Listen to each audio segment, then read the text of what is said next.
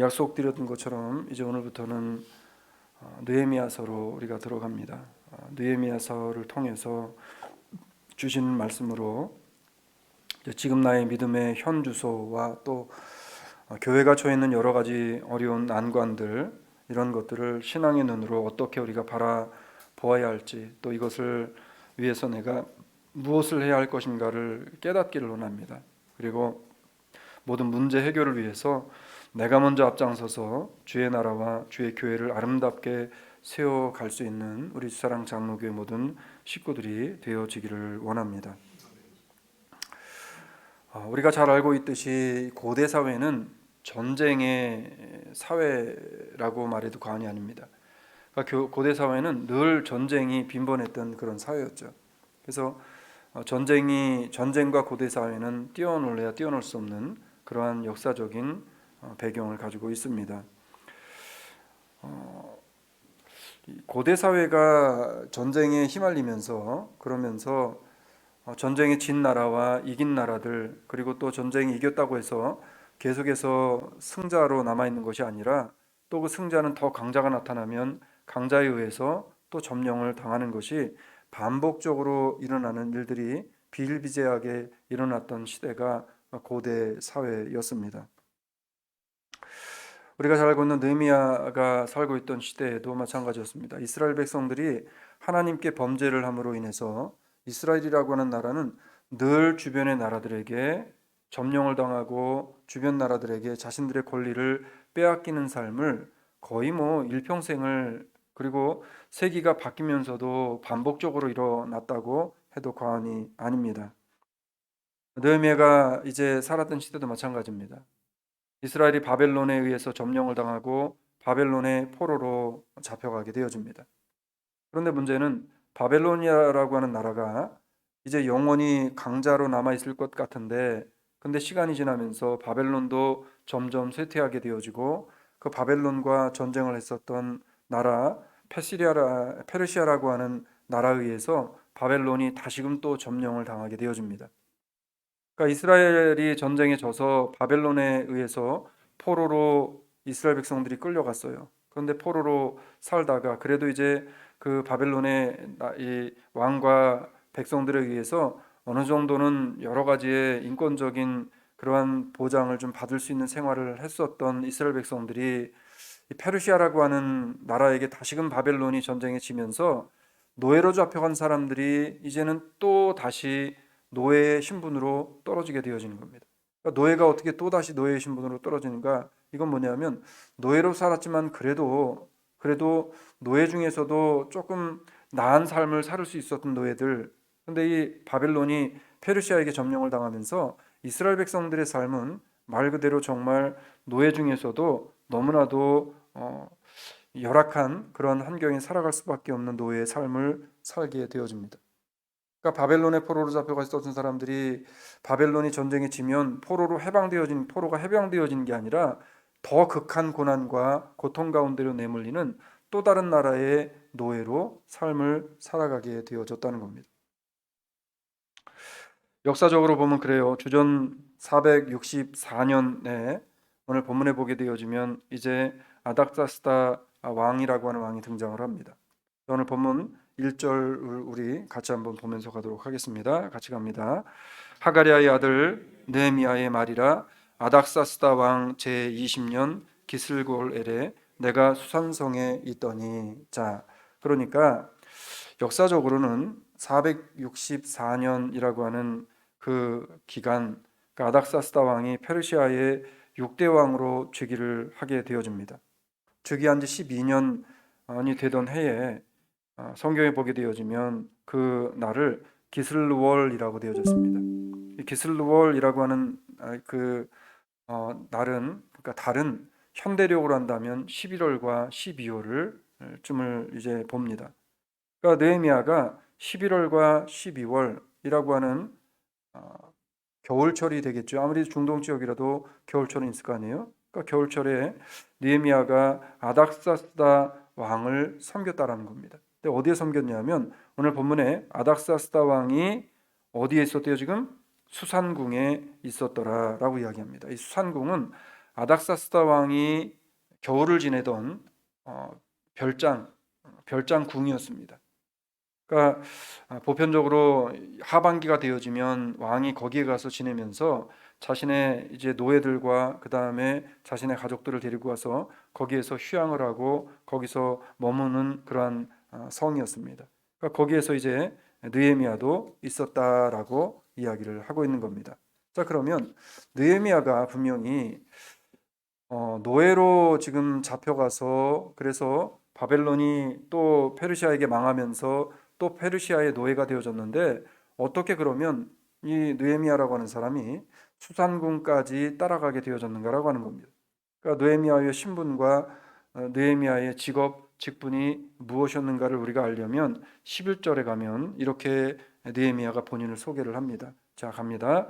주여 구하오니 귀를 기울이사 종의 기도와 주의 이름을 경외하기를 기뻐하는 종들의 기도를 들으시고 오늘날 종의로 형통하여 이 사람 앞에서 은혜를 입게 하옵소서 하였나니 그때에 내가 왕의 술관원이 되었느니라.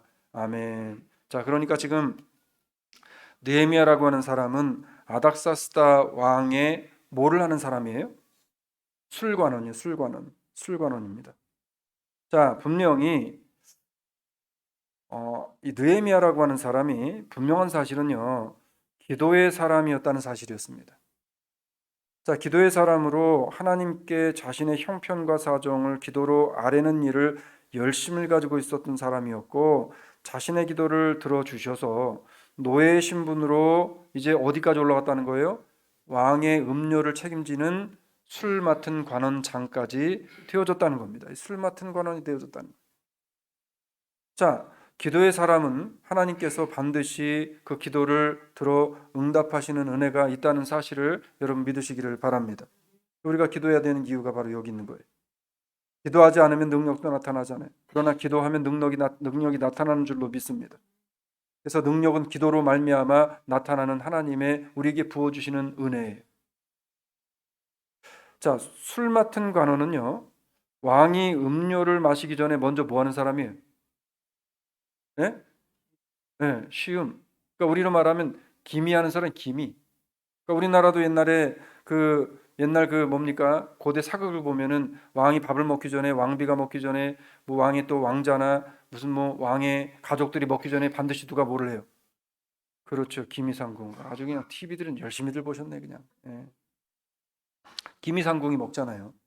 그 중에서도 왕의 음식을 기미하는 사람은 특별하겠죠. 그렇죠? 예. 왜냐하면 고대 사회에서는 왕이나 왕의 가족들이 음식에 독을 넣어서 독살하려는 사람들에 의해서 이 죽는 경우가 너무나 많았다는 겁니다. 그렇기 때문에 왕이 먹는 음식, 왕의 가족이 먹는 음식은 반드시 기미를 하는 그러한 사람들이 존재했다는 거예요.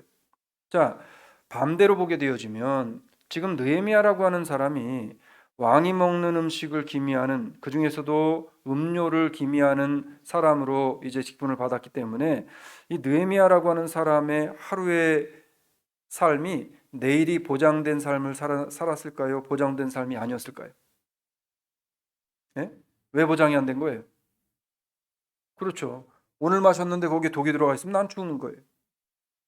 그러니까 느헤미야는 하루에도 왕이 음료를 마실 때마다 뭐를 넘나들었어요?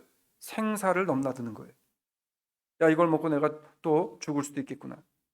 그러니까 왕이 먹는 것을 먼저 먹고 살면 왕이 먹는 거잖아요.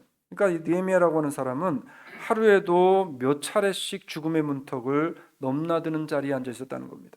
그런데 자기가 이 자리에 올라오게 된 것이 그냥 된 것이 아니라 느헤미야가 분명히 뭐라고 이야기했어요? 아까 본문에서 주여 구하오니 귀를 기울이사 종의 뭐를 들으셨대요? 기도를 들으셨대요.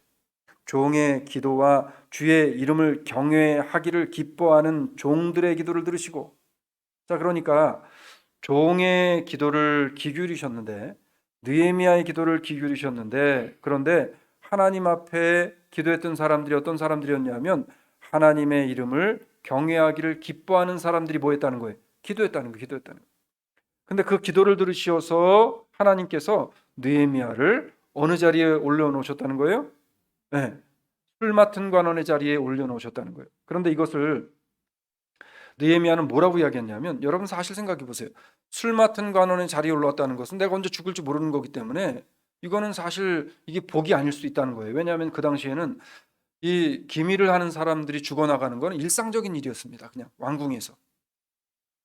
옆에서 내가 같이 일을 하는 다른 또 기밀을 하는 이 사람이 같이 자리에 서 있다가 이 사람은 음식을 먹고 죽고 나는 살고, 이런 일들이 눈앞에서 그냥 비일비재하게 벌어진 거예요.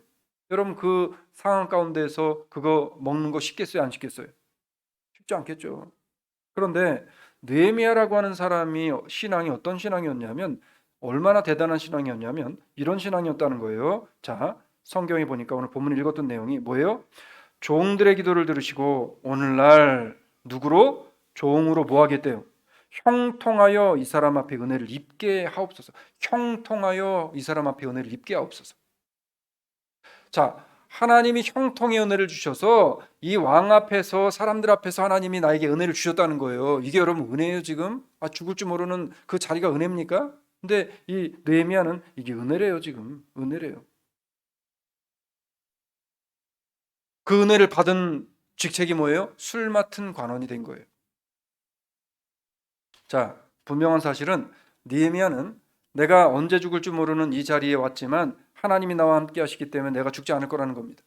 하나님이 함께 하시기 때문에 반드시 하나님께서 나를 이 자리에 놓으신 이유와 목적이 있다는 겁니다. 이 사실을 깨달았다는 거예요. 자, 그러면 술 맡은 관원이나 떡 맡은 관원에게는 특혜가 하나 있었습니다. 그 특혜가 뭐였을까요? 네? 겸상.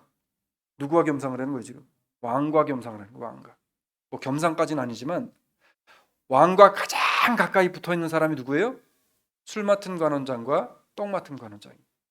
그래서 왕이 먹는 것을 미리 먹기 때문에 왕은 누구를 전적으로 신뢰할 수밖에 없어요? 네. 이 술 맡은 관원장과 떡 맡은 관원장을 신뢰할 수밖에 없어요. 그렇기 때문에 자연스럽게 왕에게 자신의 고민도 얘기하고, 왕에게 자신의 이야기도 이야기하고, 왕과 자신의 관계와 사이 속에 있었던 다른 사람에게는 높디 높다랗게 쳐져 있는 담이 술 맡은 관원과 떡 맡은 관원에게는 쳐져 있지 않았다는 겁니다. 그러니까 이게 특혜였다는 거예요. 자, 위험한 자리 덕에 남들이 쉽게 다가갈 수 없는 왕과 보다 친밀해질 수 있는 이점도 있었음에 분명하다는 거예요. 그래서 느헤미야는요, 하나님께서 자신을 이런 위치, 이런 자리에 있게 하심을 분명히 이유가 있다라는 생각을 했습니다. 그리고 하나님께서는 내가 이 자리에 있음으로 말미암아 하나님의 무너진 저 이스라엘 나라 예루살렘에 대한 다른 계획을 가지고 계실 것이라는 믿음을 가지고 있었다는 거예요.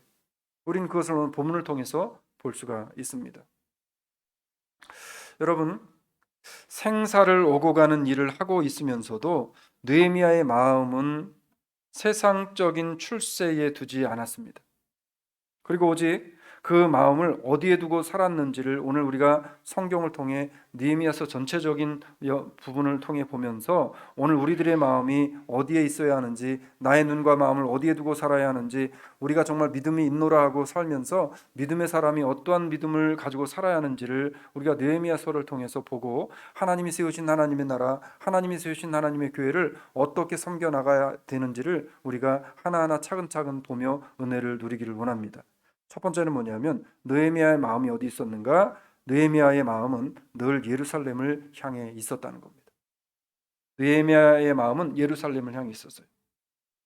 사람은요, 자신이 마음 두고 있는 것에 관심이 있고, 관심 있는 것을 알고 싶어하고, 관심 있는 곳에 눈이 가는 거예요. 눈이 가는 거예요. 요즘 운전을 하면은 참 운전을 하다가 어느 때 섬뜩섬뜩하고, 그리고 참 이게 걱정이 될 때가 참 많습니다. 운전을 하다가 이 옆을 힐끗 쳐다보게 돼요. 요즘 사람들이 여지없이 뭘 보고 있어요 지금? 예? 핸드폰을 보고 있어요. 핸드폰. 이건 뭐 젊으나 뭐 나이 드나 뭐 상관이 없더라고. 아예 그냥 그 요즘에 그 젊은 사람들 같은 경우에는 보니까 대다수의 사람들이, 많은 사람들이, 한국 분들도 동일해요. 마찬가지예요. 그냥 핸드폰에다가 이 갖다가 대고 그리고서 그냥 운전을 하고 다닙니다. 이 사람의 마음은 지금 핸드폰에 가 있어요 지금. 거기에 뭐가 있는지, 뭐를 보는지 모르겠지만, 무슨 드라마를 보는지 뭐 뉴스를 보는지 모르겠지만 어쨌든 간에 마음이 핸드폰에 가 있으니까 늘 날마다 뭐만 붙잡고 있어요? 핸드폰만 붙잡고 있어요. 그런데 여러분의 마음이 하나님의 말씀에 가 있다고 하면 늘 뭐를 붙잡고 있게 되어질까요? 말씀을 붙잡고 있겠죠. 나의 마음이 하나님 앞에 늘 가 있다면 우리는 하나님을 찾을 수밖에 없어요. 왜냐하면 나의 마음이 가는 곳에, 물질 있는 곳에 마음이 간다라고 예수님 말씀하셨듯이 나의 마음이 어디에 가는 곳, 내가 관심 있는 곳에 마음이 간다는, 그래서 하나님께서는 내 마음이 물질에 가지 않도록 하라라고 명령을 하신 거잖아요. 여러분의 마음은 지금 어디에 있습니까? 마음을 어디에 두고 계세요? 예? 무슨 용궁으로 끌려가는 토끼가 내가 간을 빼먹고 왔다라고 이야기했었던 내용처럼, 우리가 혹시 하나님 앞에 예배를 드리러 나오면서도 우리의 마음과 우리의 뜻과 그리고 우리의 모든 정성은 다 다른 곳에다가 놓고 와서 교회에 와가지고 마치 용궁에 간 없는 토끼만 들어간 것처럼 우리가 그렇게 와서 하나님 앞에 앉아있지 않느냐는 거예요. 느헤미야의 마음은요, 예루살렘을 떠나와 있었지만, 노예로 살고 있었지만 그 마음은 늘 어디에 가 있었다는 거예요? 예루살렘에 가 있었다는 거예요. 지금 여러분의 관심이 어디에 있느냐에 따라서 내 마음을 어디에 두고 사는지를 우리는 알 수 있습니다. 느헤미야는요, 예루살렘과는 멀리 떨어진 페르시아에 살고 있었지만 늘 그 마음은 어디에 두고 살았는가에 대해서 오늘 본문은 우리에게 이렇게 2절에서 말씀을 합니다. 갑니다. 나의 한 형제 중 하나니가 두어 사람과 함께 유다에서 이를 얻기로 내가 그 사로잡힘을 면하고 남아있는 유다 사람과 예루살렘 형편을 물은즉. 아멘. 자, 오늘 본문에 보면 나의 한 형제 중 하나니가, 그러니까 그 느헤미야의 친구이면서 친척이었던 하나니라고 하는 이 사람이 몇 사람을 데리고 어디를 갔대요? 지금 유대를 갔어요. 이스라엘을 갔다는 얘기예요. 유대를 가서 어떻게 했어요? 가가지고 거기에 있는 지금 사람들이 어떻게 지내는지, 거기가 어떻게 되어져 있는지를 지금 본 겁니다. 자, 예전에 전쟁이 나면 고대 때에는 전쟁에서 포로를 잡아가잖아요. 근데 포로를 잡아갈 때 포로를 다 잡아갑니까? 사람들을? 누구만 잡아가요? 누구만 잡아가냐면 어린아이들 그리고 노인들은 다 안 잡아갑니다.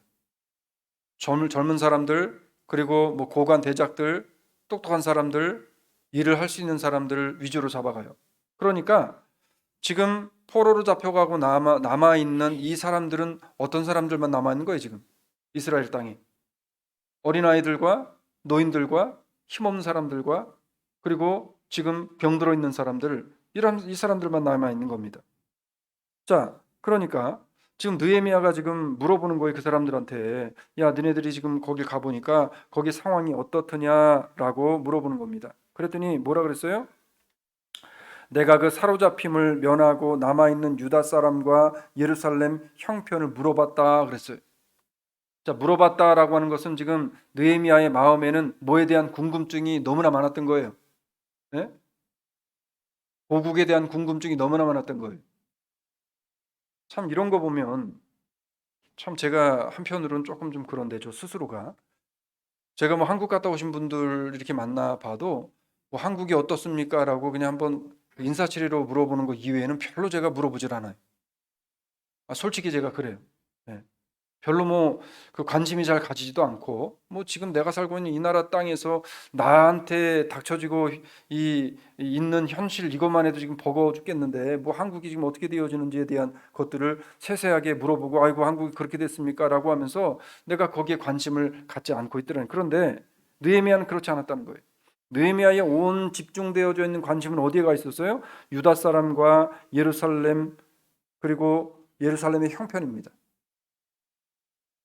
자, 그 친구들에게 물어보는 거예요. 방문하고 돌아오는 수상궁으로 다시 돌아왔을 때에 포로로 이곳저곳에서 잡혀온 사람들의 자녀들, 그 자녀들이 어떻게 지내는지, 그 부모들이 어떻게 지내는지 그 사실에 대해서 물어봤습니다. 그리고 뭐를 물어봤냐 하면 예루살렘 성전이 어떻게 되어졌느냐, 이걸 물어봤다는 거예요. 자, 느헤미야도 이 예루살렘에 가족들이 남겨져 있을까요, 없을까요? 예? 있겠죠, 당연히. 어린 일가 친척의 사돈의 팔촌이라도 어쨌든 있겠죠. 걱정이 되는 거예요. 그리고 예레미야에게 있어서 초미의 관심거리였던 것은 뭐냐면 예루살렘이 어떻게 됐냐는 겁니다. 예루살렘이. 여러분, 느헤미야는 어찌 보면 자신은 이곳에서 출세했어요, 지금. 그렇죠? 왕의 이 술 맡은 관원이 되어줬으니 출세한 겁니다. 자신이 원하기만 하면 명예도 지금 얻었기 때문에 부를 누리는 것은 그것은 뭐 당연한 일이었어요. 편안하게 살고 있었습니다. 자, 그렇지만 자신이 하나님의 백성이라는 사실을 잊어버리거나 어려움 중에 살고 있는 자신의 고향 이스라엘 백성들의 어려움을 모른 채 하지는 않았다는 거예요. 그러니까 이 느헤미야는 자신이 가지고 있어야 할 아이덴티티를 분명히 가지고 있었다는 겁니다. 어디에 관한 아이덴티티? 내가 하나님의 백성이라는 아이덴티티. 제가 이스라엘의 교육법이라고 하는 그 책, 그리고 이스라엘은 모계 사회이기 때문에 어머니의 교육이 굉장히 중요하잖아요. 그러니까 이스라엘은 보면 교육은 어머니가 다 거의 시킵니다. 그러니까 어머니들의 교육법이 어떤 교육법인가라고 보니까 가장 중요한 건 뭐냐면은 정체성을 잃어버리지 않는 거예요. 내가 누구의 백성이라고요? 하나님의 백성이라는 사실. 우리는 누구라고요? 선민이라는 사실. 나는 어디에 가 살아도 내 나라는 어디라고요? 이스라엘이라는 이 사실을 잊어버리지 않게 가르친다는 거예요. 그래서 우리가 잘 알고 있었듯이 역사 속에서 중동에서 전쟁이 났을 때 여러분 그 배웠던 거 그 6.1 전쟁인가요? 그거 기억나시죠? 그때 무슨 일이 벌어집니까? 전쟁이 빵 터지니까 아랍에 있는 다른 나라에 그 전쟁이 벌어진 그 나라의 젊은이들이 그 거기 있는 그 젊은이들과 그 다음에 그 고위 관리들이 어떻게 했어요? 자기 자식들을 다 해외로다가 도피를 시켰잖아요. 그런데 미국 공항 그리고 유럽 공항에서 아주 특이한 현상이 벌어졌습니다. 이게 어떤 현상이에요? 이스라엘 국적을 가진 젊은이들이 다 어디로 들어갔어요? 내가 내 나라를 지키겠다고, 내가 내 나라에 들어가서 내가 죽겠다고 이스라엘로 들어갔다는 겁니다. 여러분 누가 이기겠어요 그러면? 그들은요 나와 살지만 시나고그라고 하는 하나님의 성전을 중심으로 가장 먼저 신앙의 교육을 시킵니다. 그리고 우리는 하나님의 선민이라는 교육을 시킵니다. 그리고 우리의 나라는 내가 어디에 살아도 디아스포라로 살고 있지만 이스라엘이 내 나라라고 하는 사실을 잊어버리지 않았어요. 느헤미야가 그랬어요. 자기가 편하게 살 수 있는 상황 속에서도 내가 가야 할 나라, 내가 책임져야 할 나라, 내가 사모하고 내가 다시금 회복시켜야 할 나라는 하나님의 나라, 저 이스라엘이라는 거예요 지금. 그는요 느헤미야는 늘 마음에 예루살렘을 두고 살았다는 거예요. 여러분 지금 마음에 무엇을 두고 살아갑니까? 시편 기자는요 122편에서 이렇게 이야기합니다. 우리에게 같이 한번 갑니다. 사람이 내게 말하기를 여호와의 집에 올라가자 할 때에 내가 기뻐하였도다. 여호와의 집에 올라가자 하나님의 성전에 가는 것을 기뻐했대요. 사랑하는 여러분, 정말 하나님의 성전, 하나님의 교회에 오는 것이 기쁘십니까? 하나님의 교회에 오는 게 기뻐야 돼요. 교회가 작든 크든 하나님의 집에 와서 하나님의 말씀을 듣고 기도할 수 있다는 사실이 우리의 마음에 기뻐야 된다는 거예요. 기쁘다는 이야기는 뭡니까? 내 마음이 하나님의 성전에 와 있다는 거예요. 하나님의 교회에 관심이 있다는 거예요. 같은 성경 구절은 이렇게 이야기합니다. 갑니다. 여호와 우리 하나님의 집을 위하여 내가 내 복을 구하리로다. 아멘. 구절을 한번 띄워줘 보세요. 시편 122편 9절. 같이 갈게요. 다시. 여호와 우리 하나님의 집을 위하여 내가 내 복을 구하리로다. 자, 내가 복을 받아야 되는 이유가 뭐라는 거예요? 지금 하나님의 성전을 위해서 내가 복을 받아야 된다는 거예요. 여러분이 왜 복을 그렇게 받아야 되고 여러분이 받은 복을 지금 뭐를 위해서 지금 받은 복이라고 우리가 깨달아야 된다는 거예요? 하나님의 성전을 위해서 받은 복이라고 깨달아야 된다. 이거 깨닫지 못하면 그러면 그 인생은 여러분 나락으로 떨어지는 겁니다. 나락으로 떨어지는 거예요. 정말 불쌍한 인생들이 얼마나 많아요. 느헤미야는요 땅을 치며 하나님 앞에 기도하면서 하나님, 내가 하나님의 성전, 내가 하나님께서 세우신 하나님의 나라 예루살렘 성전을 생각해 보니 하나님, 저 성전이 하나님 무너지고 저 성전이 어려움을 겪고 있다는 사실을 내가 들었을 때에 내 마음이 무너집니다라는 기도를 하고 있었다는. 시편 122편 6절은 뭐라고 이야기합니까? 이렇게 이야기해 같이 갑니다. 예루살렘을 위하여 평안을 구하라. 예루살렘을 사랑하는 자는 어떻게 해요? 형통하리로다. 하나님의 성전을 사랑하는 자는 형통하리로다. 예루살렘을 위하여 평안을 구하라. 예루살렘을 사랑하는 자는 형통하리로다. 여러분, 예루살렘의 상징은 뭡니까? 하나님의 성전이에요. 하나님의 성전. 제가 제일 안타깝고 제일 참 불쌍하게 여기는 사람들이 어떤 사람들이냐면, 지금 내가 하나님 앞에 나와서 하나님을 섬기며 하나님의 믿음과 하나님을 믿는 신앙으로 살아가야 할 이 시기, 이 시대에 이것을 하지 않고 세상의 것들만 따라가고 세상의 것들만 이루려고 하는 어리석은 인생들을 보게 되어지면 너무나 그 사람들을 생각할 때마다 참 안 됐어요. 안 됐어요. 여러분, 그렇게 살다가 지옥 가는 거 분명한데 안 됐잖아요. 느헤미야는요, 날마다의 삶에서 꿈에서나 잠에 깼을 때나 늘 하나님의 성전을 생각하며 살았던 사람입니다. 마음을 교회에 두고 살았던 사람이에요. 여러분은 지난 한 주간을 살아오시면서 몇 퍼센트의 마음을 하나님의 교회, 우리 주사랑 장로 교회에 마음을 두고 사셨습니까? 느헤미야와 같이 하나님과 주의 교회에 마음을 두고 살 수 있는 우리 사랑 장로교회 식구들이 되시기를 주의 이름으로 축원합니다. 이 껄끄러워 가지고 아멘이 안 나오셔죠? 제 말이 아니라 성경의 말이에요. 성경의 말이에요. 여러분, 성경은 분명히 얘기하잖아요. 예루살렘을 사랑하는 자들에게 하나님이 형통의 복을 주신대요.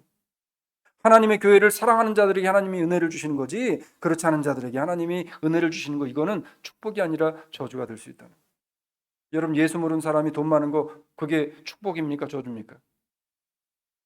네? 신앙생활 제대로 안 한 사람이 일 세상적으로 잘 풀리는 거 축복이에요, 저주예요?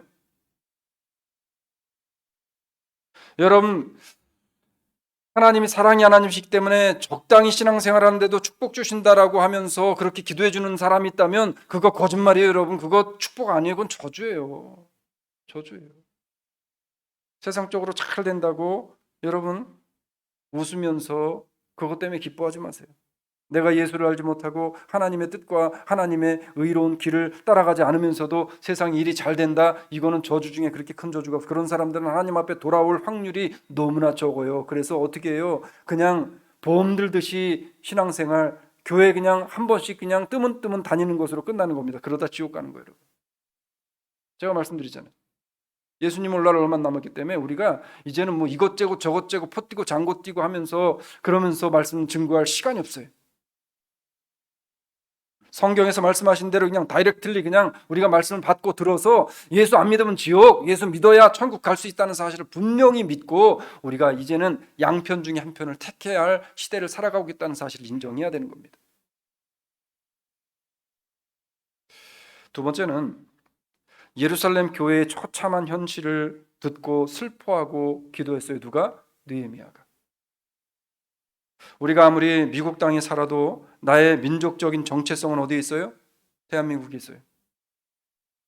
우리는요, 대한민국 교회가 타락해가고 부패한 것을 보면서 얼마나 가슴을 치며 민족과 나라를 위해 기도합니까? 가슴에 손을 얹고 한번 여러분 민족과 나라를 위해서, 한국의 교회들을 위해서 기도하세요? 솔직히 저도 말씀드릴게요. 저도 사실 기도 잘 안 해요. 그리고 한국에서 벌어지고 있는 일들을 보면 기도하기 싫어요. 내가 왜 저런 교회들을 위해서 기도를 해야 되느라고 싶은 생각이 들 때가 너무나 많아요. 우리가 멀리 보지 말자고요. 그럼 멀리 한국에 있는 한국 교회와 한국의 현실을 생각하면서 우리가 땅을 치고 기도합시다, 이거 우리가 거기까지 생각하지 말고, 그러면 여러분, 지금 내가 섬기고 내가 다니고 있는 주사랑 장로교회를 위해서 얼마나 애착을 가지시고 얼마나 교회가 처해져 있는 여러 가지 상황을 생각하시며 눈물로 기도하고 있는가라고 하는 겁니다.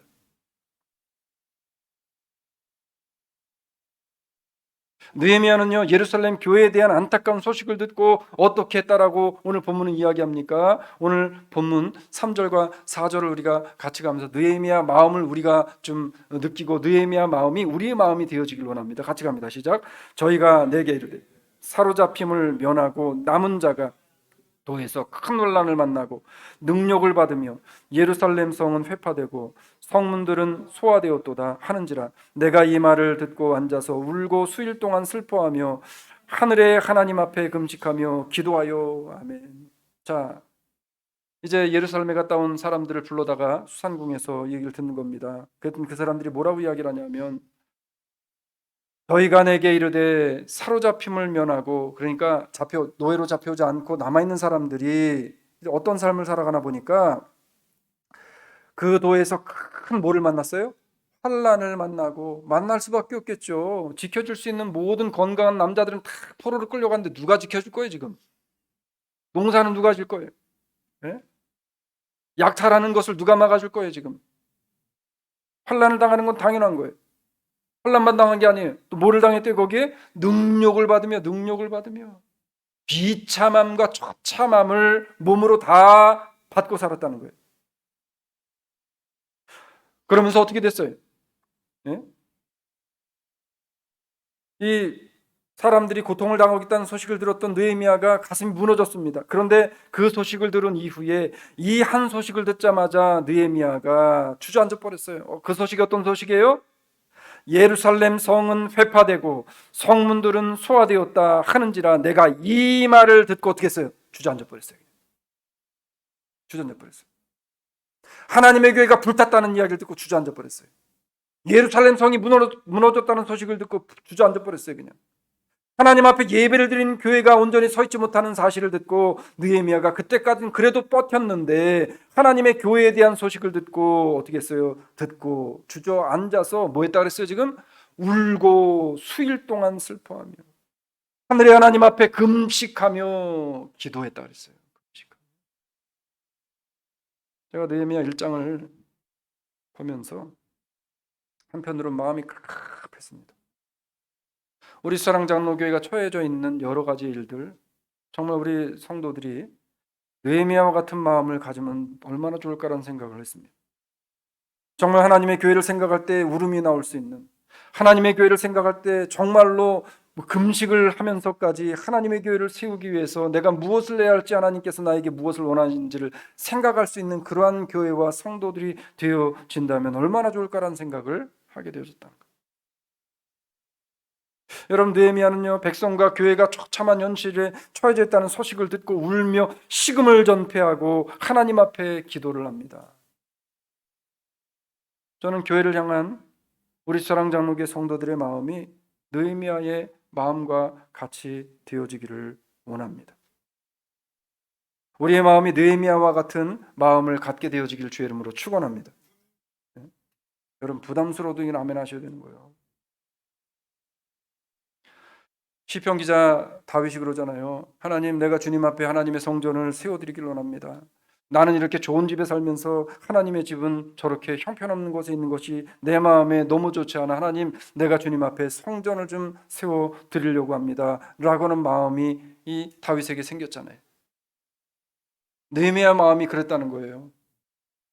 느헤미야는요, 교회의 처참한 현실을 듣고 슬퍼하며 기도하며 주님, 내가 무엇을 해야 되겠습니까?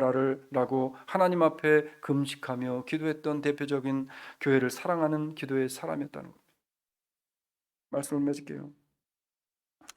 느헤미야서를 통해서 우리의 마음이 교회에 있어서, 하나님의 성전에 있어서 하나님의 교회가 처한 현실을 우리의 눈물로 기도함으로 성도들이 연합해서 모든 일을 해결하고 더욱더 깊은 은혜 가운데로 들어갈 수 있는 기회로 삼는 그러한 우리 주사랑의 모든 식구들이 되어지기를 주의 이름으로 축원합니다.